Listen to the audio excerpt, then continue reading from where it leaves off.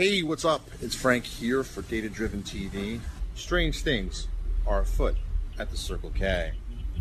What do I mean by this? Well, one of the things that is a very fascinating statistic is that I'm at a gas station right here in Germantown, Maryland, and the interesting thing is how the automobile or oil really spawned multiple industries.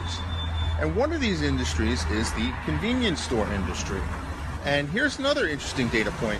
These folks make more money from selling you soda, candy, coffee than they do from selling gasoline.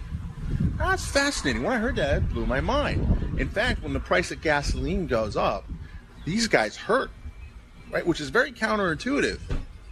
Because one would think when the price of gasoline goes up, well, everybody, all those fat cats get a little fatter. Now, while some fat cats get fatter, some don't.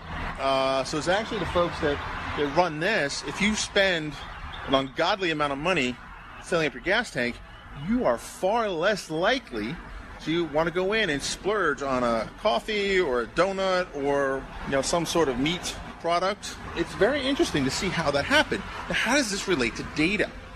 Well, if data is the new oil, and it's going to change our economy, if you go back to 1917, could you predict such a thing would exist, that a convenience store would exist while you fuel up your car? Cars were around in 1917, but they weren't exactly mainstream. And so the idea that oil spawned basically the industry, the automobile industry, right? That's an obvious connection. But a less obvious connection is the convenience store industry. And, based on my reference from the Bill and Ted movie, clearly convenience stores have played an important role in pop culture and arguably kind of culture in general. Think of how many entrepreneurs are entrepreneurs who run convenience stores. Think of how many lives that's changed. Many are first-generation immigrants. Think of how many people who have come to America to start their own convenience store. Now, that's generally a stereotype. How many kids have gone to college because of convenience store?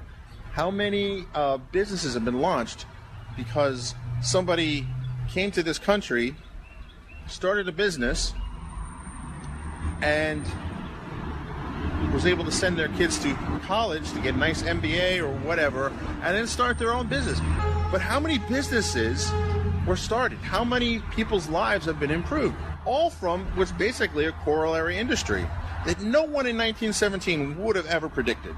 What will people in 2117 say about 2017? What other unintended industries, effects on culture and society will data have 100 years from now? And that's something that's definitely worth thinking about. Thanks for listening.